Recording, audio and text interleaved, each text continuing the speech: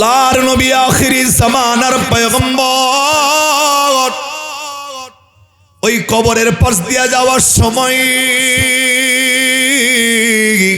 নবী তাকাইয়া তাকাইয়া দেখে একটা কবরের মধ্যে দাও দাও করে জাহান্নামের আগুনগুলা জ্বলতেছিল। আল্লাহর নবী কবরের পাশ দিয়া যাওয়ার সময় কবরের দিকে তাকায়া দেখা এই জাহান্নামের আগুনটা দেখা আল্লাহর নবী কবরের পাশে থমকা দাঁড়ায় গেছে। রে বন্ধু, আল্লাহর নবী কবরের পাশে দাঁড়াইয়া এই কবরস্থানের পাশে নবী দাঁড়াইয়া এই ব্যক্তির জাহান্নামের আগুনটা দেখে আল্লাহর নবীর অন্তরের মধ্যে কষ্ট লাগছে, আল্লাহর নবীর অন্তরের মধ্যে মায়া লাগছে।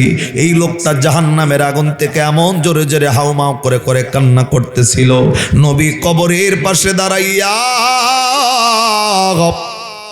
রে বন্ধু, নবী কবরের পাশে দাঁড়াইয়া দুইটা হাত নবী আসমানের দিকে উঠাইয়া আপনার আমার মালিক আল্লাহরে ডাক দেখায়, আল্লাহ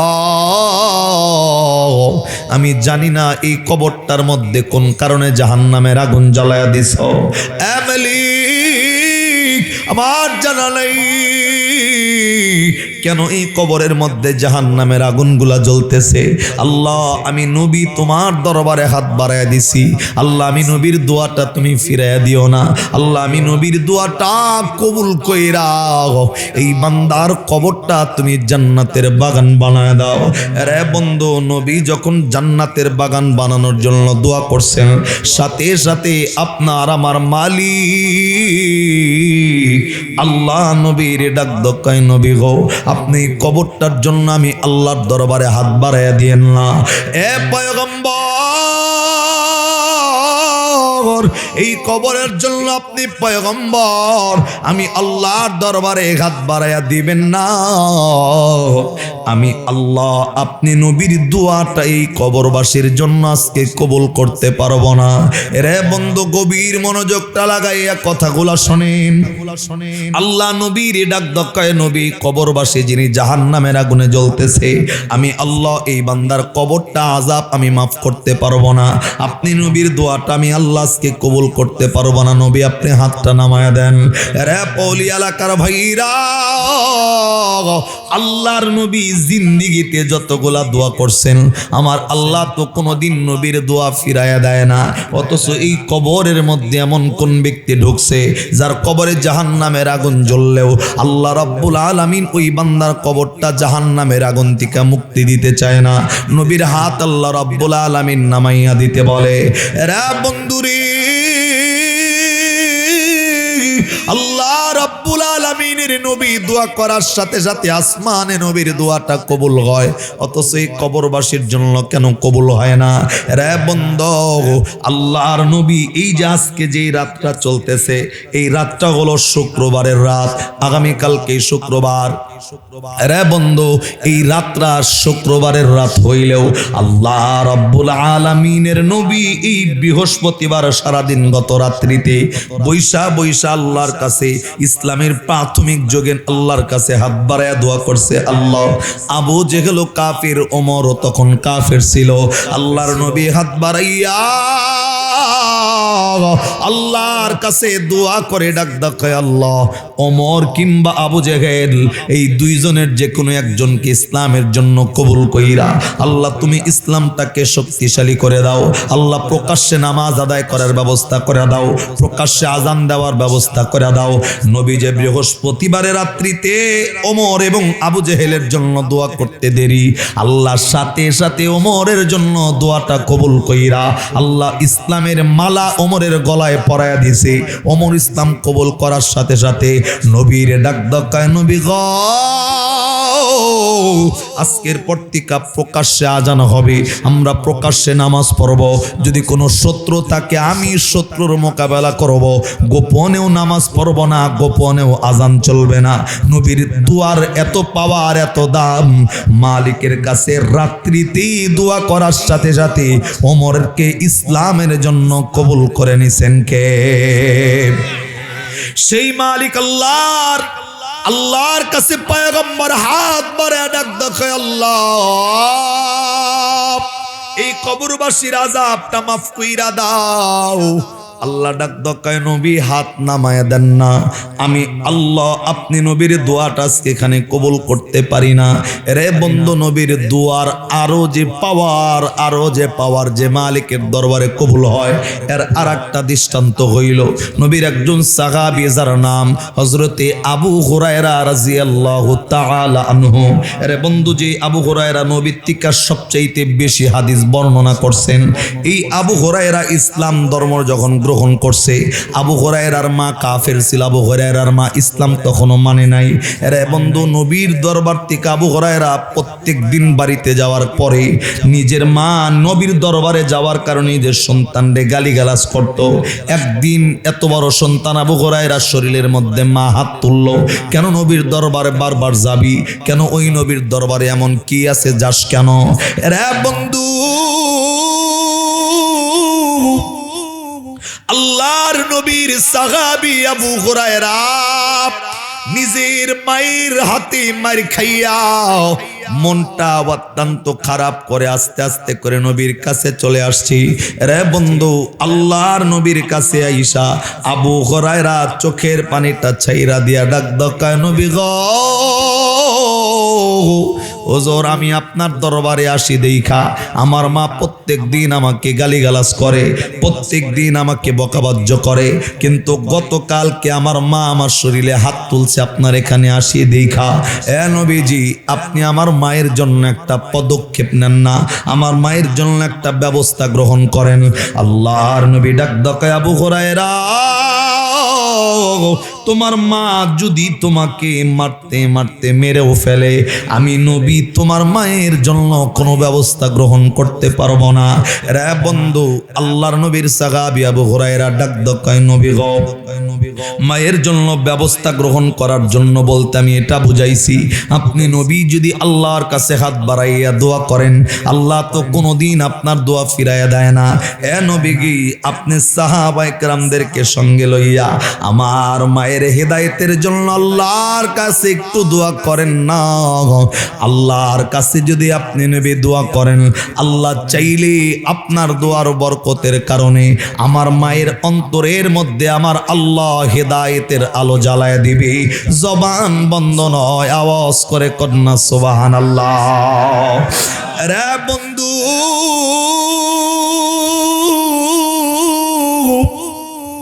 আল্লাহর নবী ডাক দকায়, নবীর ডাক দকায়, নবী একটু হেদায়েতের দোয়া করেন। এই যে আমি এখানে বসে আপনাদের সামনে বয়ান করতেছি, আমার ভাইও বয়ান করছে। সকালবেলা কিছু মানুষ ডাকদা বলবে বক্তারা বয়ান করলো ভালো, কিন্তু মানে কয়জন, হেদায়েত পাইলো কয়জন? আরে বন্ধু, বুঝলে বলেন না, পৃথিবীর জমিনের কোন আলেমের হাতে আল্লাহ হেদায়েতের দায়িত্ব ছাড়ে নাই, কোন ইমাম সাহেবের হাতে আল্লাহ হেদায়েতের দায়িত্ব ছাড়ে নাই, কোন শাইখুল হাদিসের হাতে আল্লাহ হেদায়েতের দায়িত্ব ছাড়ে নাই। আল্লাহ হেদায়েতের দায়িত্ব নবীর হাতেও দেয় নাই। বুঝলে বলেন না, তামাম বিশ্বের সকল মানুষের হেদায়েতের মালিক কে? আল্লাহ রাব্বুল আলামিন পবিত্র কোরআনে। আরে বন্ধু, সূরাতুল কসস কোরআনের 20 নম্বর পারা 11 নম্বর পৃষ্ঠার 7 নম্বর লাইনের 56 নম্বর আয়াত আল্লাহ হেদায়েতের ব্যাপারে মানুষদেরকে আল্লাহ শোনায় দিলেন, ইন্নাকা লা তাহদি মান আহবাবতা ওয়ালাকিন্নাল্লাহা ইয়াহদি মান ইয়াশা ওয়া হুয়া আ'লামু বিল মুহতাদিন। আওয়াজ করে কোন আল্লাহু আকবার। আল্লাহ নবীর একজন সাহাবী যাইয়া আপনার আমার নবীর ডাক দেখায়, পয়গম্বর কলিজার টুকরা মায়ের চেহারার দিকে তাকাইলে যদি কবুল গাজের নেকি হয়, আমি যদি বাড়িতে যাইয়া আমার মার চেহারাটা যদি সারা দিনে 100 বারও তাকায় দেখি, নবী বলেন না আমার আমল নামায় কি আল্লাহ 100টা কবুল গাজের নেকি দিবে নাকি? আল্লাহর নবী ডাক দেখায়, সাহাবী শুনে না, বাড়িতে যাইয়া নিজের মায়ের চেহারাটার দিকে যদি সারা দিনে 100 বারও তুমি তাকাও, আল্লাহর পক্ষ থেকে ওয়াদা আছে কোন বান্দা নিজের মায়ের চেহারাটার দিকে 100 বার তাকাইলেও আল্লাহ ওই বান্দার আমলনামায় 100টা কবুল হজের নেকি দান করে দিবে। একটা বান্দার জবান বন্ধ নয়, মায়া লাগায়া কন্যা সুবহানাল্লাহ। রে বন্ধু, জীবনের শেষ বয়ান মনে করে বয়ানগুলা শুনবেন। আরে বন্ধু, আমি আমার জীবনের শেষ বয়ান মনে করে বয়ান করছি। আমি মনে মনে ভাবি আগামীকালকে সকালবেলায় সূর্যোদয় হয়তো আমার নসিবে নাই, ফজরের নামাজটা হয়তো আমার নসিবে নাই, মসজিদের খাটিয়াটা যেন কার বাড়িতে সকালবেলায় আগে রেডি হয়ে যাবে, কাপড়ের দোকানদার যেন কার কাপড়টা কাটার জন্য রেডি হয়ে আছে। আরে বন্ধু, শুনে নাও, বাংলাদেশের সর্বোপরি যে আমলটা বেআমলটা বেশি হয়, নিজের মায়ের লগে খারাপ আচরণের আমল। আরে বন্ধু, বাবার লগে খারাপ আচরণের আমল। আল্লাহর কসম করে শুনে নাও, আল্লাহর নবী ডাক দকায় যেই সন্তান মৃত্যুবরণ করলো, ওই সন্তানের জন্য যদি ওর মা ওর উপর নারাজ থাকে, ওই সন্তানের উপর যদি ওর বাবা ওর উপর নারাজ থাকে, আরে বন্ধু, আপনি মসজিদ বানাইছেন হাজার হাজার অসুবিধা নাই, মাদ্রাসা বানাইছেন হাজার হাজার কোনো অসুবিধা নাই, কিন্তু আপনার মা আপনার উপর নারাজ, আপনার বাবা যদি আপনার উপর নারাজ হয়, আল্লাহ রাব্বুল আলামিন ডাক দকায় বান্দা কবরে ঢোকার লগে লগে আমি আল্লাহ তোর কবরটাকে জাহান্নামের আগুন বানায় দিব। আওয়াজ করে কন্যা নাউজুবিল্লাহ। কথা কি বোঝা যায়? আল্লাহর নবী ডাকদা বললেন যে পৌলি এলাকার কোনো মানুষ নিজের ঘরে যাইয়া, বাড়িতে যাইয়া নিজের কলিজার টুকরা মায়ের চেহারার দিকে একবার নেক নজরে তাকাইলে 5 লক্ষ টাকার হজ কবুল হবে গ্যারান্টি নাই, কিন্তু মায়ের চেহারার দিকে তাকাইলে কবুল হজের গ্যারান্টি আল্লাহর নবী দিয়েছেন। সুবহানাল্লাহ কন্যা। এখন একজন সাহাবী যায় ডাক দকায়, হুজুর আমি যদি 100 বার চাই, আল্লাহর নবী ডাক দকায় তুমি 100 বার নিজের মায়ের চেহারার দিকে তাকাইবা, আল্লাহ তোমার আমলনামায় 100টা কবুল হজের নেকি প্রত্যেক দিন দান করবে। সুবহানাল্লাহর আওয়াজ অনেকের জবান বন্ধ, মানে তালা মাইরা রাখছে।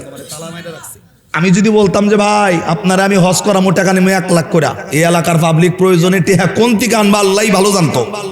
টেহা 1 লাখে বড় হজ করামো এটা বলার লগে লগে আপনি জিন্দিকা পারেন এদিকে 1 লাখ টাকা গোজায়া ওই মানে 45 দিনের জন্য হজে রওনা দিতেন। কিন্তু আমি বলছি যে মায়ের চেহারার দিকে তাকাইলে কবুল হজের নাকি, এটার বিশ্বাস কম, মানে জোর নাই। সুবহানাল্লাহ, মুখ দিয়ে বের হইতেছে না। অবস্থাটা এমন, আপনার আমার অবস্থাটা হলো এমন যে মানে যেটার প্রতি মানুষের পরিশ্রম নাই, দেখবেন ওটার ভিতরে মানুষের কদর কম থাকে। কথা কন না? যেমন এই ইসলামটাকে প্রতিষ্ঠা করার জন্য আল্লাহর নবী রক্ত জড়াইছেন, দান মোবারক শহীদ করছেন, তায়েফের ময়দানে মাইর খাইছেন। আপনি আমি মাইর খাইছিনি কোনোদিন? কথা কন না? খাইছি। এর লিগেটার প্রতি আপনার আমার কদর নাই। আল্লাহ নবী মাইর খাইছে, তার কদর ছিল। সাহাবায়ে কেরাম জীবন দিতে, তার জন্য কদর ছিল। তুমি আমি তো কোনোদিন ফুলের টোকাও খাই নাই, বরং মসজিদে গেলে তোমার আমার জন্য ফ্যানের ব্যবস্থা করা হয়, এসির ব্যবস্থা করা হয়, শীতে কার্পেটের ব্যবস্থা করা হয়েছে। তোমার জন্য তো আরাম আর আরাম, তুমি এটার মর্মটা বুঝবা পত্রিকা। কথা কন না? ঠিক না?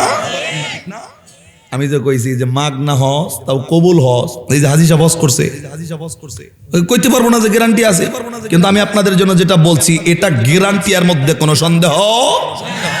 ওই যে দেখবেন রাস্তার মধ্যে যে সমস্ত ফুলাপান হুন্ডা গুলা চালায়, এমনি বু বু করে চালায়, যেগুলা আওয়াজ বেশি, খবর নিয়ে দেখেন একটাও নিজের টাকা দিয়ে হুন্ডা কিনে নাই, নয় বাপে কিনা দিছে, নয় চাচাই দিছে, নয় দুলাবাই দিছে, নয় খালু দিছে। কথা কন না? যারা নিজের টাকা দিয়ে হুন্ডা কিনে বু বু করে না, এমনি করে এগো চালানোর মধ্যে আলাদা একটা মাধুর্যতা আছে। ওটা জানে নিজের ঘাম জড়ানো পয়সা দিয়ে হুন্ডা কিনছি, এই হুন্ডা নষ্ট কোনো যাবো না। কথা কন না? অবস্থাটা হলো এমন, মানে পরিশ্রম আছে যেইখানে, মানুষের কদর আছে সেইখানে। একজন বাদাইম্মা, আবার টাঙ্গাইলের বাদামের কথা মনে করেন না, এক বাদাইম্মা লোক, এবারে জীবনেও কোনো কামে যায় না, কাজকর্ম করে না, খালি ওই যে মানুষ বলে না যে ঘরে শুয়ে থেকে খেতার নিচে থেকে লাখ টাকার স্বপ্ন দেয়, এবারে খালি মনে মনে ভাবে এক বস্তা টেয়া যদি খাইতাম রে, লাইফটা শিডিউল হয়ে গেত গা। এবারে মনে মনে চিন্তা করছে, রূপক কথা বলতেছি আপনাদের। তো একদিন সকালবেলায় বেরোইছে, রাস্তা দিয়ে হাঁটতেছে, দেখি যে টেকায় 1 বস্তা পড়ছে। বেড়া তো টেহা দেখার লগে লগে পাগল হয়ে গেছে গা, ওই সিরকিরে আজকে লাখ টাকা স্বপ্ন দেখলাম, সেরা কাতার ভিতরে থাইকা না বাস্তব রূপ নিল। এবার এক বস্তা ভাইয়া এবার চিন্তা করতেছে, আরে দুনিয়া আল্লাহ কত মানুষ তৈরি করছে যে মাগনা টেয়া পাইলাম, কানা মানুষ কেমনে হাঁটে জীবনে কোনদিন হাইটা দেখলাম না। এবার বস্তার কাছে যাওয়ার আগে যে টেয়া তো আমারই, আশেপাশে কেউ নাই, চোখ বন্ধ করে এমনি হাঁটতেছে যে কানা মানুষ কেমনে হাঁটে দেখি, টেয়া তো আমারই, বড় লোকই তো আমি। এবার চোখ বন্ধ করে হাঁটতে হাঁটতে কিছুক্ষণ পরে যে গাছের লোক আমরা ডিপ খাই পড়ছে সিফরান লইয়া আমনে। তো আস্তে করে চোখ খুলে দেখে যে টেহার বস্তা পিছনে ফালাই থুয়ে পড়ছে, এখন গাছের লগে ডিপ খাই ফইরা পিছনে চাই দেখে যে আর একজনে টেহার বস্তা খুঁড়ে নিয়ে গেছে গা। মানে অবস্থা রয়েছে এমন, এক বস্তা টাকা পাইছে অথচ বেটার কদর নাই। কিন্তু আপনি আমি সারাদিন পরিশ্রম করে রাজমিস্ত্রির কাজ করে রিক্সা চালায়া, সিএনজি চালায়া, বাস চালায়া, অফিস করে যদি 15,000 টাকা বেতন পাই, ওই মরিজলার কাছ থেকে এক পোয়া মরিচ যদি 50 টাকায় কিনি, দুইবার করে টাকাটা গুইনা দিই যে এক টাকা বেশি গেল কিনা। আরে কথা কন না কি লিগা? আরে বেড়ে এক বস্তা টাকা পাইছে, কদর নাই কেন? ওই টাকার মধ্যে তার কোনো পরিশ্রম ছিল। আমি আপনারে কইছি যে মাগনা কবুল হজের নাকি আমল নামাইব, সুবহানাল্লাহ মুখ দিয়া নাই। যদি রাহিনে এখন কই লাভ আছে? আর যদি কইতাম যে টাকা 1 লাখ দেন, 5 লাখের জায়গায় 1 লাখ নিলে কবুল হজ করামো, অর্থাৎ হজ করামো, পাবলিক সব এক পাও উড়ে খারাই যাইতো গা। হুজুর আসি আমি আমার লগে, প্রয়োজনে গরু বেচমু, তারপরে হজে যাবো। কথা কন না, ঠিক না? সম্মানিত ভাই, তাহলে বলেন যে 5 লাখ টাকা খরচ করে হজ করলে কবুল হওয়ার গ্যারান্টি নাই, মায়ের চেহারার দিকে নেক নজরে তাকাইলে কবুল হজের নেকি দান করবে কে? নাকি কোনো সন্দেহ আছে? আসেনি? তবে একটা কথা মনে করেন, আপনি মসজিদ বানাইছেন, মনে করেন এই যে ভলি মসজিদের মতো 10,000 মসজিদ বানাইছেন আপনি আপনার টাকা দিয়া, মাদ্রাসা বানাইছেন 1,000, তারপরে কবরস্থান, কত জায়গায় কত মানুষকে দান করলেন, কিন্তু বান্দা মৃত্যুবরণ করার আগে মায়ের লগে তার নাফরমানি ছিল, বান্দা মৃত্যুবরণ করার আগে কলিজার টুকরা বাপের লগে নাফরমানি ছিল। ওর মা যদি মৃত্যুর আগে ওর উপর নারাজ হয়, ওর বাবা যদি মৃত্যুর আগে ওর উপর নারাজ হয়, আল্লাহর নবী ডাক কয় ওই বান্দা যদি মসজিদ বানায়াও মরে, মাদ্রাসা বানায়াও মরে, আল্লাহর কসম ওই বান্দা কবরে যাওয়ার সাথে সাথে শুধুমাত্র মা এবং বাবার নাফরমানির কারণে আল্লাহ ওর কবরে যাওয়ার সাথে সাথে জাহান্নামের আগুন জ্বালায় দেবে। নাউজুবিল্লাহ, কন্না জোরে নাউজুবিল্লাহ। তাহলে নামাজ যেমন ফরজ, রোজা যেমন ফরজ, হজ যেমন ফরজ, যাকাত যেমন ফরজ, ইলমে দ্বীন শিক্ষা করা যেমন তলবুল ইলমি ফরিদাতুন আলা কুল্লি মুসলিম, এটাও যেমন ফরজ, মা বাবার খিদমত করাটাও নামাজ রোজা হজের মতো ফরজ করে দিয়েছেন কে? এই আয়াতটা বাংলাদেশে বর্তমান সমাজে এতটা অবহেলিত, বাফের এক কথা কইলে ফোলায়, বাফে যখন একটা কথা কয় ফোলায় ডাক ডাকায়, বাফে তুমি এটা বুঝবা না, কথা কন নাকি লিগা? বাপেরে উল্টা জারি মারে, তুমি বুঝবা না। আবার কিছু ফলাফল মায়েরে জারি দেয়, তুই তো আমার এখনো চেনোস নাই। মায়েরে জারি দেয়, তুই আমার চেনোস? মায়ে কয় যে তোরে চিনবো কেমনে, তোরে জন্ম দিছি আমি। কথা কন না?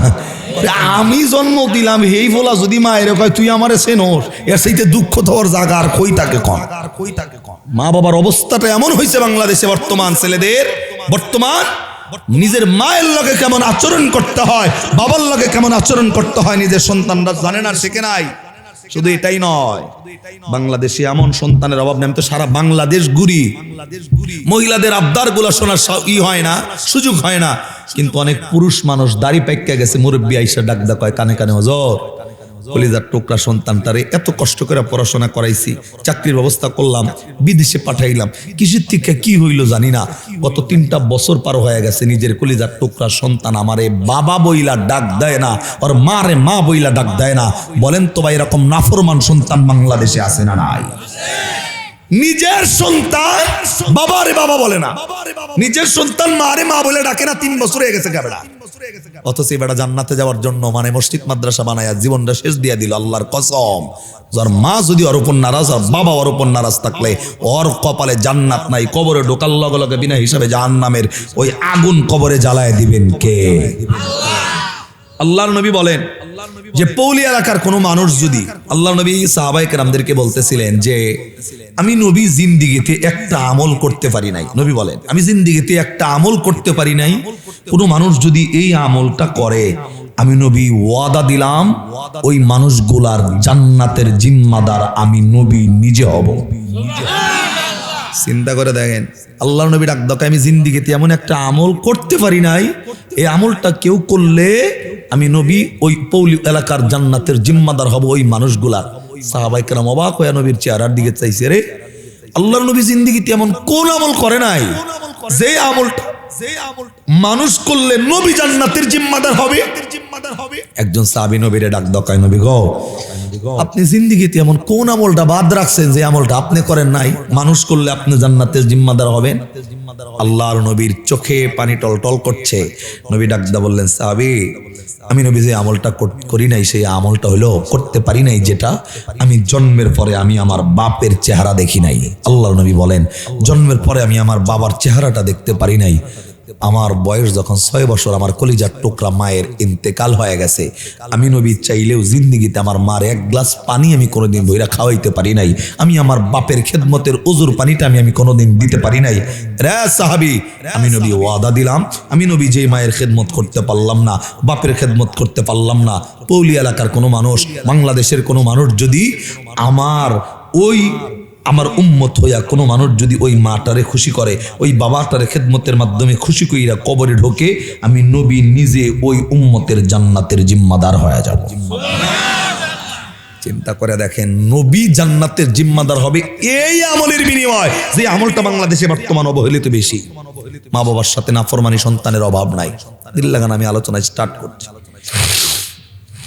আল্লাহর নবী আখিরি জামানার পয়গম্বর একটা কবরস্থানের পাশ দিয়ে রওনা দিচ্ছেন। পয়গম্বর আল্লাহর নবী মুহাম্মদুর রাসূলুল্লাহ সাল্লাল্লাহু আলাইহি সাল্লাম একটা কবরস্থানের পাশ দিয়ে রওনা দিচ্ছেন নবী। তো কবরস্থানের পাশ দিয়া রওনা দেওয়ার সময় আল্লাহর নবী তাকায় দেখেন যে একটা কবরের মধ্যে দাউ দাউ করে জাহান্নামের আগুন জ্বলতেছে। কবরের মাঝখানে দাউ দাউ করে জাহান্নামের আগুন জ্বলতেছে। পয়গম্বর তাকায় দেখতেছেন এই দৃশ্যটা। এখানে আরেকটা কথা বলতে হয় যে মানে নবীর মুজিজা নিয়ে যখন কথা বলা হয় তখন কিছু মানুষ এই ব্যাপারে প্রশ্ন তোলে যে হুজুর এই কাজ কি আদৌ সম্ভব? যেমন নবীর মুজিজার ক্ষেত্রে বলতে গেলে আল্লাহর নবীর সাথে মরা খেজুর গাছ কথা বলছেন। মরা খেজুর গাছ নবীর লগে জান্নাতি হয়েছেন, এটা মুজিজা নবীর। আমরা কিন্তু এই ঘটনা জানি, আকাশের চাঁদ আল্লাহর নবী 1000 বছর আগে হাতের আঙ্গুলের ইশারার মাধ্যমে 2 ভাগ করছে না করে নাই? পৃথিবীতে এমন কোন বৈজ্ঞানিক কোন দার্শনিক পারবনি আকাশের চাঁদ 2 ভাগ করতে? এটা তো নবীর মুজিজা। মুজিজার লগে তো বাস্তবতার কোনো মিল নাই। বাস্তবতা যদি নবীর মুজিজার লগে কেউ মিলাইতে চায়, নিঃসন্দেহে ওই লোকটার অন্তরের মধ্যে নবীর মহব্বত নাই, নবীর কোনো ভালোবাসা নাই। আমি প্রমাণ করে দিই, যারা বাস্তবতার সাথে নবীর মুজিজা খোঁজেন, পৃথিবীতে কত ডিভাইস তৈরি হয়েছে, কত ডিভাইস আবিষ্কার হলো। এই যে মোবাইলটা দেখতেছেন, 1 সেকেন্ডে ফোন দিলে আপনার সন্তান ইতালি থাকলো, এখান থেকে ভিডিও ফোনে সন্তানদের দেখা কথা বলার মতো ডিভাইস কিন্তু বৈজ্ঞানিকরা তৈরি করছে। কথা ঠিক না? এই যে মাইক, আস্তে কথা বলতেছি, জোরে আওয়াজ হয়ে এলাকা মুখরিত হয়ে যাচ্ছে, এটা ডিভাইস, এটা প্রযুক্তি। এই যে বাল্ব দেখতেছেন, এই বাল্ব গুলা কারেন্ট দেখাও যায় না, ধরাও যায় না, ছোঁয়াও যায় না। একটা সুইচে টিপ দিলে লগে লগে বাল্ব জ্বলে আলো হয়ে যায়, রাতটা দিনের মতো আলোকিত হয়ে যায়। এটা প্রযুক্তি। এই যে ক্যামেরাটা দেখতেছেন, এটা প্রযুক্তি। এই যে বক্স, এটা প্রযুক্তি। আজ থেকে 100 বছর আগে বাংলাদেশের মানুষ কোনোদিন কল্পনাও করে নাই যে আমি বাংলাদেশ থেকে 6 ঘন্টায় মক্কার জমিনে যাইতে পারবো। বাংলাদেশের আপনার আমার বাপ দাদা, বিশেষ করে দাদার বাপ যারা আছে, কেউ হজ করতে গেলে 6 মাসের রাস্তা হাইটা তারপরে মক্কার জমিনে যাইতো।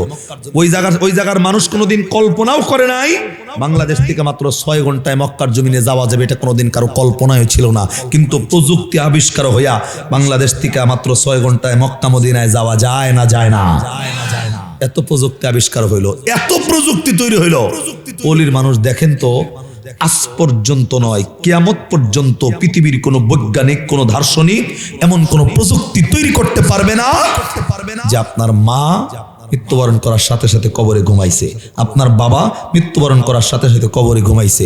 পৃথিবীর কোন বৈজ্ঞানিক এই প্রযুক্তি তৈরি করার কোনো ক্ষমতা নাই যে ইতালির সন্তানদের 1 সেকেন্ডে দেখা কথা বলা যায়। কিন্তু মা কবরের মধ্যে কেমনে ঘুমাইছে, মাত্র 3.5 হাত কবরের মধ্যে মা কেমনে ঘুমায়, পৃথিবীর কোনো বৈজ্ঞানিক এই মা বাবার কবরের অবস্থাটা জানার কোনো প্রযুক্তি আবিষ্কার করতে পারে নাই, কিয়ামত পর্যন্ত আবিষ্কার করতে পারবেও। সব বৈজ্ঞানিক এখানে ফেল।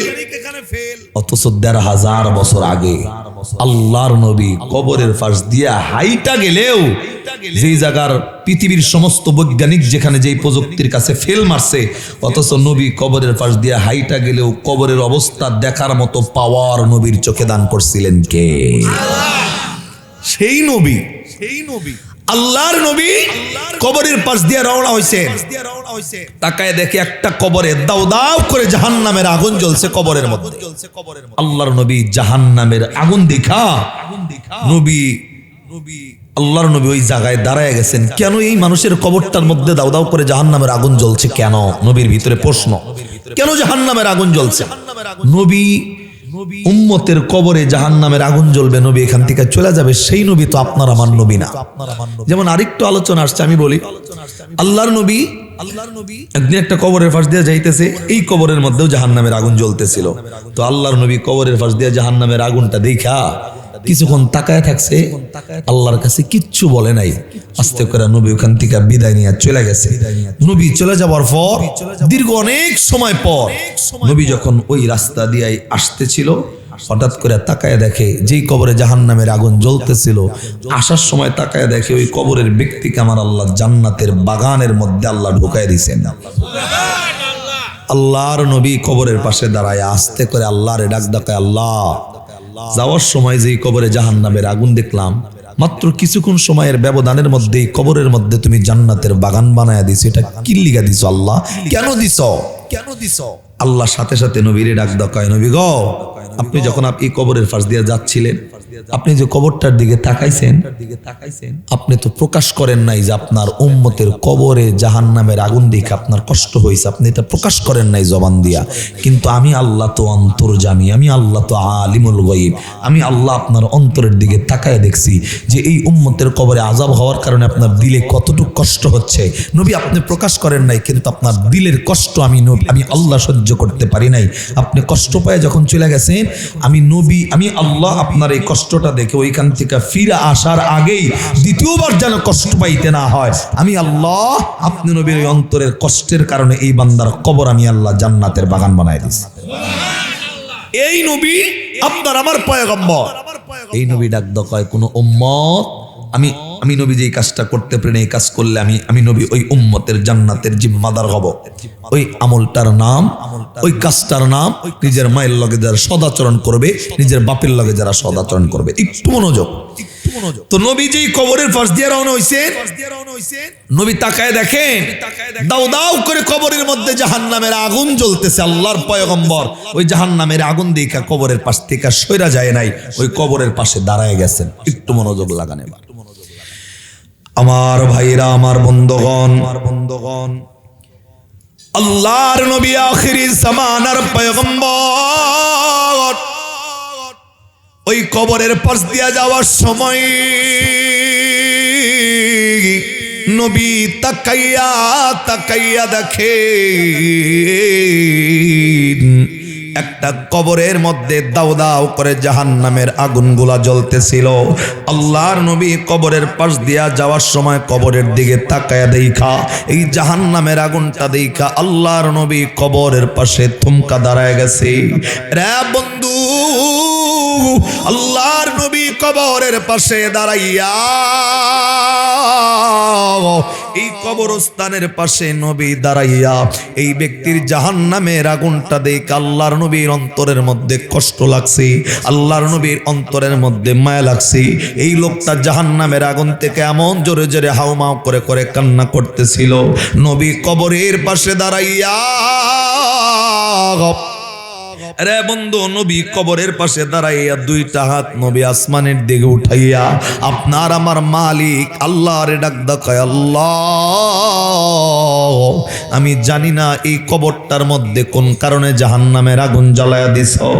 এ মালিক, আমার জানা নাই কেন এই কবরের মধ্যে জাহান্নামের আগুনগুলা জ্বলতেছে। আল্লাহ আমি নবী তোমার দরবারে হাত বাড়ায় দিছি, আল্লাহ আমি নবীর দোয়াটা তুমি ফিরাইয়া দিও না। আল্লাহ আমি নবীর দোয়াটা কবুল কইরা এই বান্দার কবরটা তুমি জান্নাতের বাগান বানায় দাও। রে বন্ধু, নবী যখন জান্নাতের বাগান বানানোর জন্য দোয়া করছেন, সাথে সাথে আপনার আমার মালিক আল্লাহ নবীর ডাক দক্কায়, নবী গো আপনি কবরটার জন্য আমি আল্লাহর দরবারে হাত বাড়াইয়া দিয়েন না। এ পয়গম্বর, এই কবরের জন্য আপনি পয়গম্বর, আমি আল্লাহর দরবারে হাত বাড়াইয়া দিবেন না। আমি আল্লাহ আপনি নবীর দোয়াটা এই কবরবাসীর জন্য আজকে কবুল করতে পারবো না। রে বন্ধু, গভীর মনোযোগটা লাগাইয়া কথাগুলা শোনেন। আল্লাহ নবীর ডাক দক্কায়, নবী কবরবাসী যিনি জাহান্নামের আগুনে জ্বলতেছে, আমি আল্লাহ এই বান্দার কবরটা আযাব আমি মাফ করতে পারবো না। আপনি নবীর দোয়াটা আমি আল্লাহ আজকে কবুল করতে পারবো না। নবী আপনি হাতটা নামায়া দেন। রে পৌলি এলাকার ভাইরা, আল্লাহর নবী জিন্দিগিতে যতগুলা দোয়া করছেন, আমার আল্লাহ তো কোনোদিন নবীর দোয়া ফিরাইয়া দেয় না। অথচ এই কবরের মধ্যে এমন কোন ব্যক্তি ঢুকছে যার কবরে জাহান্নামের আগুন জ্বললেও আল্লাহ রাব্বুল আলামিন ওই বান্দার কবরটা জাহান্নামের আগুন থেকে মুক্তি দিতে চায় না। নবীর হাত আল্লাহ রাব্বুল আলামিন নামাইয়া দিতে বলে। রে বন্ধুরে, আল্লাহ রাব্বুল আলামিনের নবী দোয়া করার সাথে সাথে আসমানে নবীর দোয়াটা কবুল হয়, অথচ এই কবরবাসীর জন্য কেন কবুল হয় না? রে বন্ধু, আল্লাহর নবী এই যে আজকে যে রাতটা চলতেছে, এই রাতটা হলো শুক্রবারের রাত। আগামীকালকে শুক্রবার। রে বন্ধু, এই রাতটা শুক্রবারের রাত হইলেও আল্লাহ রাব্বুল আলামিনের নবী এই বৃহস্পতিবার সারাদিন গত রাত্রিতে বৈশা আল্লাহর কাছে ইসলামের প্রাথমিক যুগে আল্লাহর কাছে হাত বাড়ায়া দোয়া করছে। আল্লাহ, আবু জেহেল কাফির, ওমরও তখন কাফির ছিল, আল্লাহর নবী হাত বাড়াইয়া আল্লাহর কাছে দোয়া করে ডাক দেখায়, আল্লাহ ওমর কিংবা আবু জেহেল এই দুইজনের যে কোনো একজনকে ইসলামের জন্য কবুল কইরা আল্লাহ তুমি ইসলামটাকে শক্তিশালী করে দাও। আল্লাহ প্রকাশ্যে নামাজ আদায় করার ব্যবস্থা করে দাও, প্রকাশ্যে আজান দেওয়ার ব্যবস্থা করে দাও। নবী যে বৃহস্পতিবারের রাত্রিতে ওমর এবং আবু জেহেলের জন্য দোয়া করতে দেরি, আল্লাহ সাথে সাথে ওমরের জন্য দোয়াটা কবুল কইরা আল্লাহ ইসলামের মালা ওমরের গলায় পরায়া দিছে। ওমর ইসলাম কবুল করার সাথে সাথে নবীর ডাক দক্কায়, নবী গো আজকের পর থেকে প্রকাশ্যে আজান হবে, আমরা প্রকাশ্যে নামাজ পড়ব। যদি কোনো শত্রু থাকে আমি শত্রুর মোকাবেলা করব। গোপনেও নামাজ পড়ব না, গোপনেও আজান চলবে না। নবীর দুয়ার এত পাওয়ার, এত দাম, মালিকের কাছে রাত্রিতেই দোয়া করার সাথে সাথে ওমরকে ইসলামের জন্য কবুল করে নিছেন কে? সেই মালিক আল্লাহর কাছে পয়গম্বর হাত বাড়ায় ডাক দেখায়, আল্লাহ এই কবরবাসীর আযাবটা মাফ কইরা দাও। আল্লাহ ডাক দক্কায়, নবী হাত নামায়া দেন না। আমি আল্লাহ আপনি নবীর দোয়াটা আজকে এখানে কবুল করতে পারি না। রে বন্ধু, নবীর দোয়ার আরো যে পাওয়ার যে মালিকের দরবারে কবুল হয়, এর আরেকটা দৃষ্টান্ত হইল নবীর একজন সাহাবী যার নাম হযরতে আবু হুরায়রা রাদিয়াল্লাহু তাআলা আনহু। রে বন্ধু, যে আবু হুরায়রা নবীর থেকে সবচাইতে বেশি হাদিস বর্ণনা করছেন, এই আবু হুরায়রা ইসলাম ধর্ম যখন গ্রহণ করছে, আবু হুরায়রার মা কাফের ছিল, আবু হুরায়রার মা ইসলাম তখনও মানে নাই। রে বন্ধু, নবীর দরবার থেকে আবু হুরায়রা প্রত্যেক দিন বাড়িতে যাওয়ার পরে নিজের মা নবীর দরবারে যাওয়ার কারণে নিজের সন্তানরে গালিগালাজ করত। একদিন এত বড় সন্তান আবু হুরায়রার শরীরের মধ্যে মা হাত তুলল, কেন নবীর দরবারে বারবার যাবি কেন? ওই নবীর দরবারে এমন কি আছে যাস কেন? রে বন্ধু, আল্লাহর নবীর সাহাবী আবু হুরায়রা নিজের মায়ের হাতে মার খাইয়া মনটা অত্যন্ত খারাপ করে আস্তে আস্তে করে নবীর কাছে চলে আসছি।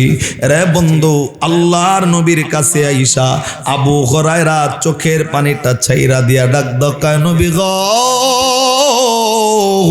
হুজুর আমি আপনার দরবারে আসি দেখা আমার মা প্রত্যেক দিন আমাকে গালিগালাজ করে, প্রত্যেক দিন আমাকে বকাবাজ্য করে, কিন্তু গতকালকে আমার মা আমার শরীরে হাত তুলছে আপনার এখানে আসি দেখা। এ নবীজি আপনি আমার মায়ের জন্য একটা পদক্ষেপ নেন না, আমার মায়ের জন্য একটা ব্যবস্থা গ্রহণ করেন। আল্লাহর নবী ডাক দেয় আবু হুরায়রা, তোমার মা যদি তোমাকে মারতে মারতে মেরেও ফেলে, আমি নবী তোমার মায়ের জন্য কোনো ব্যবস্থা গ্রহণ করতে পারবো না। রে বন্ধু, আল্লাহর নবীর সাহাবী আবু হুরায়রা ডাক দেয় নবী গো, মায়ের জন্য ব্যবস্থা গ্রহণ করার জন্য বলতে আমি এটা বুঝাইছি, আপনি নবী যদি আল্লাহর কাছে হাত বাড়াইয়া দোয়া করেন, আল্লাহ তো কোনোদিন আপনার দোয়া ফিরাইয়া দেয় না। এ নবী কি আপনি সাহাবায়ে কেরামদেরকে সঙ্গে লইয়া আমার মায়ের হেদায়েতের জন্য আল্লাহর কাছে একটু দোয়া করেন না।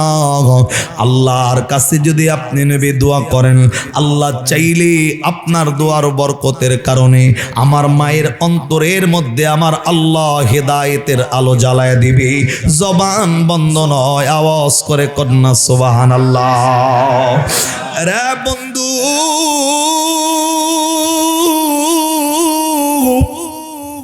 আল্লাহর নবী ডাক দেয় নবী, নবীর ডাক দেয় নবী একটু হেদায়েতের দোয়া করেন। এই যে আমি এখানে বসে আপনাদের সামনে বয়ান করতেছি, আমার ভাইও বয়ান করছে। সকালবেলায় কিছু মানুষ ডাকদা বলবে বক্তারা বয়ান করলো ভালো, কিন্তু মানে কয়জন, হেদায়েত পাইলো কয়জন? আরে বন্ধু বুঝলে বলেন না, পৃথিবীর জমিনের কোনো আলেমের হাতে আল্লাহ হেদায়েতের দায়িত্ব ছাড়ে নাই, কোনো ইমাম সাহেবের হাতে আল্লাহ হেদায়েতের দায়িত্ব ছাড়ে নাই, কোনো শাইখুল হাদিসের হাতে আল্লাহ হেদায়েতের দায়িত্ব ছাড়ে নাই। আল্লাহ হেদায়েতের দায়িত্ব নবীর হাতেও দেয় নাই। বুঝলে বলেন না, তামাম বিশ্বের সকল মানুষের হেদায়েতের মালিক কে? আল্লাহ রাব্বুল আলামিন পবিত্র কোরআনে।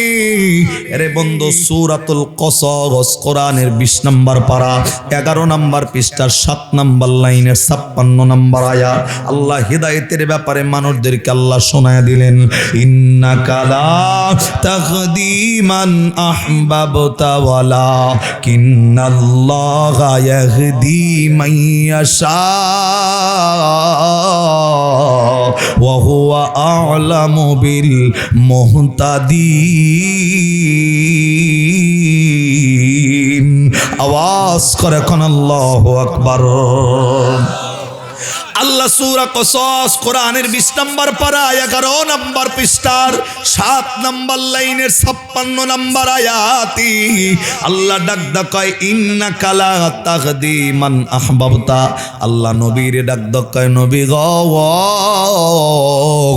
তুমিও যদি চাও নিজের আপন আপন মানুষদেরকে হেদায়েত দিতে পারবা না, তুমিও চাইলে আপন আপন মানুষদেরকে সৎপথে আনতে পারবা না, মুসলমান বানাইতে পারবা না।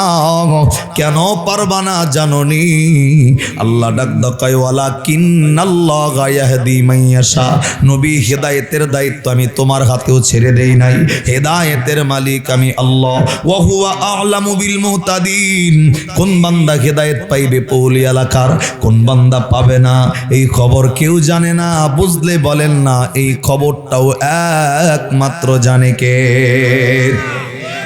আল্লাহর নবীর সাহাবী আবু হুরায়রা আপনার আমার নবীর ডাক দেয় নবী গো,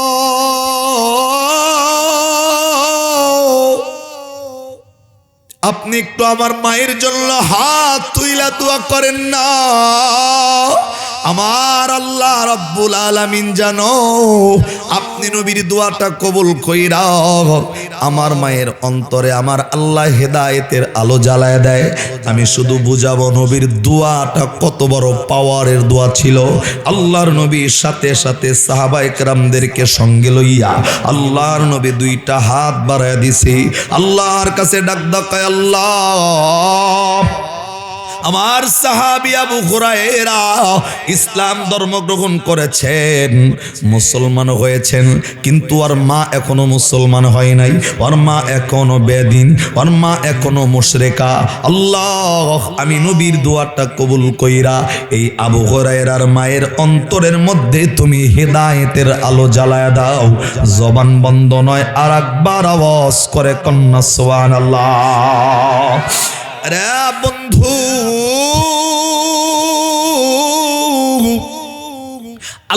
আল্লাহর নবী এখনো দোয়া থামায়া দেয় নাই, নবী হাত মুখে লাগায় নাই। এই দোয়া অর্ধেক চলা অবস্থায় আবু হুরায়রা নবীর সামনে থেকে দোয়াটা ছেড়ে দিয়া বাড়ির দিকে দৌড় মারছে। রে বন্ধু, আল্লাহর নবী কিছুক্ষণ পর দোয়াটা শেষ করার সাথে সাথে সাহাবায়ে কেরাম নবীরে ডাক দকায়, নবী গো,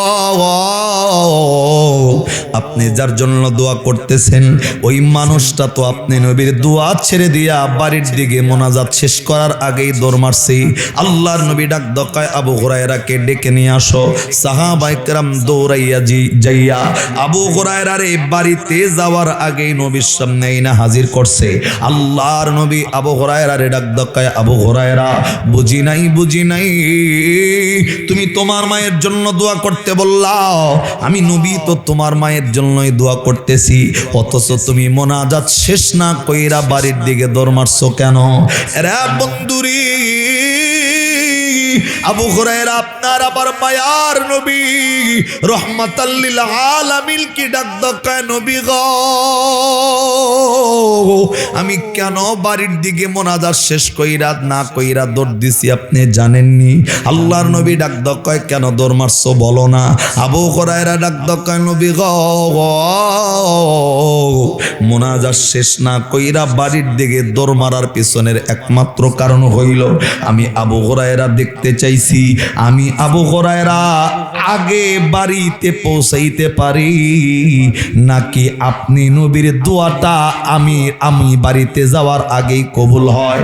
এ নবী, আমি এটা প্রমাণ করতে চাইছি আপনি নবী যে দোয়া করলেন আপনার দোয়াটা আল্লাহর দরবারে আগে কবুল হয় নাকি আমি আবু হুরায়রা বাড়িতে আগে দৌড়াইয়া যাইতে পারি, এইটা প্রমাণ করার জন্য আমি দৌড় দিছি। আল্লাহর নবী ডাক দকায়, সাহাবী তাহলে বলো না বাড়ি পর্যন্ত গেছনি দোয়া কবুল হইছে নাকি বলো? সাহাবায়ে কেরাম ডাক দকায়, নবী গো, আবু হুরায়রা ডাক দকায়, নবীজি আমি তো বাড়ি পর্যন্ত যাওয়ার আগে এরা আমাকে পিছন দিক থেকে ধরে নিয়ে আসছে। আল্লাহর নবী ডাক দকায়, তাহলে এখন যাও না নিজের বাড়িতে যাইয়া দেখো দোয়া কবুল হলো নাকি। আবু হুরায়রা দৌড়াইয়া বাড়িতে চলে গেছে। অন্যদিন নবীর দরবার থেকে বাড়িতে গেলে মা গালিগালাজ দিয়ে কথা শুরু করে, কিন্তু আজকে মা আবু হুরায়রার শব্দ পাইয়া একটা গালিও দেয় নাই, একটা বকাও দেয় নাই। আবু হুরায়রা যায় দেখে মা গোসলখানার ভিতরে সুন্দর গোসলের আওয়াজ আসতেছে। আবু হুরায়রার শব্দটা পাইয়া আবু হুরায়রার মা আবু হুরায়রারে ডাক দকায়, আবু হুরায়রা বাড়িতে আসছো নাকি? আবু হুরায়রা ডাক দকায়, মা গো আমি বাড়িতে আসছি। আবু হুরায়রার মা ডাক দকায়, বেটা রে আগেও কোথাও যাবি না আমি মা তোর লগে দুইটা কথা বলতে মন চায়। আবু হুরায়রার জায়গায় দাঁড়ায় গেল। এরে বন্ধু, আবু হুরায়রার মা গোসলটা শেষ কইরা রে বন্ধু সুন্দর পবিত্র একটা কাপড় পরিধান কইরা আস্তে আস্তে করে নিজের সন্তানের সামনে আইসা নিজের সন্তানরে ডাক দকায়, বেটা রে তুই জানো প্রত্যেক দিন কোন নবীর দরবারে যাস? আজকে আমার মনটা বড় চাই তোর নবী রহমাতাল লিল আলামিনের চেহারাটা এক নজর দেখব। আরে বন্ধু, আবু হুরায়রা মায়ের কথাটা শুইনা কলিজা টুকরা মারি ডাক দকায়, মা গো, এরে মা আমি তো বাড়িতে আগে পৌঁছাইতে পারি নাই, কেবলমাত্র আমার পয়গম্বর রহমাতাল লিল আলামিন তোমার জন্য দোয়া করছে, আল্লাহ যেন তোমার হেদায়েত দেয়। আমি তো মোনাজাত শেষ কইরাই দৌড় দিছিলাম নবীর দোয়াটা কবুল হয় কিনা দেখার জন্য।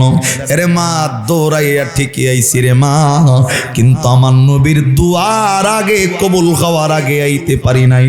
আমার নবীর দোয়াটা আগে এই তোমার পর্যন্ত আসছে, তারপরে আমি আবু হুরায়রা বাড়ি পর্যন্ত আসছি। এরে মা, তোর মনের পরিবর্তন হওয়ার পিছনে এর অন্য কোনো কারণ নাই। আমার নবী রহমাতাল লিল আলামিনের দোয়াটা আমার আল্লাহ তোর হেদায়েতের জন্য কবুল করে নিছি। জবান বন্ধ রাখা যাবে না, আওয়াজ করে সুবহানাল্লাহ। আমার ভাইরা, আবু হুরায়রা রাদিয়াল্লাহু তাআলা আনহুর মায়ের দোয়া এমন ভাবে মালিকের দরবারে কবুল হইছে, নিজের সন্তান বাড়ি পর্যন্ত যাইতে পারে নাই, তার আগে কবুল। যেই নবীর দোয়া এত আগে এত তাড়াতাড়ি কবুল হয়, কিন্তু কবরস্থানে এমন কে ঘুমায় যার জন্য নবী হাত বাড়াইয়া দিয়েছেন? আল্লাহ ডাক দকায়, নবী আপনি হাত বাড়াইয়া দিয়েন না, আপনি নবীর দোয়াটা আজকে কবুল হবে না। এই যে একটা দোয়া আল্লাহ ফিরাইয়া দিছে, আর একটা দোয়া আল্লাহ নবীর ফিরাইয়া দিছিল, সেটা হলো সেই সময় নবীর কলিজার টুকরা চাচা আবু তালেব ইন্তেকাল করার পর নবী চেষ্টা চালায়া যখন তারে মুসলমান বানাইতে পারে নাই, ওই চাচাটারে কবরের মধ্যে রাইখা আল্লাহর নবী নিজের চাচার জন্য হাত বাড়ায় আল্লাহর ডাকদা বলছিলেন, আল্লাহ আমার চাচা আবু তালেব 38টা বছর আমারে মহব্বত কইরা কবরে ঢুকছে, আল্লাহ আমার চাচার কবরটা তুমি জান্নাত বানায় দাও। আল্লাহর সাথে সাথে পবিত্র কোরআনুল কারীমের আয়াত আল্লাহ রাব্বুল আলামিন নাজিল করছেন। সূরা তাওবা কোরআনের 11 নম্বর পারার 4 নম্বর পৃষ্ঠার 4 নম্বর লাইনের 113 নম্বর আয়াত আল্লাহ রাব্বুল আলামিন নাজিল করে বলেন, মা কানা লিন নবী ওয়াল্লাযীনা আমানু আইয়াস্তাগফিরু লিল মুশরিকিন ওয়ালাউ কানু উলি কুরবা মিন বা'দি মা তাবায়্যানা লাহুম আন্নাহুম আসহাবুল জাহিম।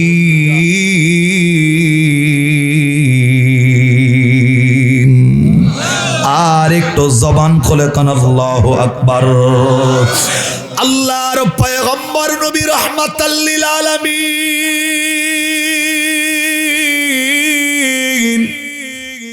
নিজের চাচা আবু তালেবের জন্য কবরের পাশে দাঁড়াইয়া আল্লাহরে যখন বলছেন, আল্লাহ আমার চাচার কবরটা জান্নাত বানায় দাও, আল্লাহর সাথে সাথে ডাক দকায়, মা কানা লিন নবী ওয়াল্লাযীনা আমানু আইয়াস্তাগফিরু লিল মুশরিকিন। এ নবী আমি তো জানিনি আপনার চাচা লাগে, দীর্ঘ 38টা বছর তোমারে অনেক মায়া করছে, মহব্বত করছে, তুমিও তোমার চাচারে অনেক ভালোবাসো, আমি আল্লাহ জানি, কিন্তু নবী গো তোমার চাচা হইলে কি হইব?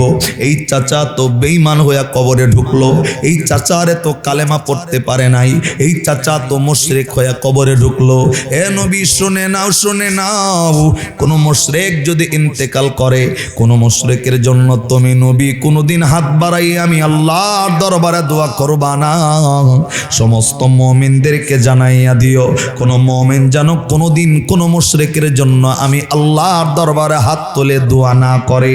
এই যে এই জায়গায় আল্লাহ নবীর হাতটা ফিরাইয়া দিছে, আর একটা দোয়া ফেরত দিছে, সেটা হলো এই জায়গায়।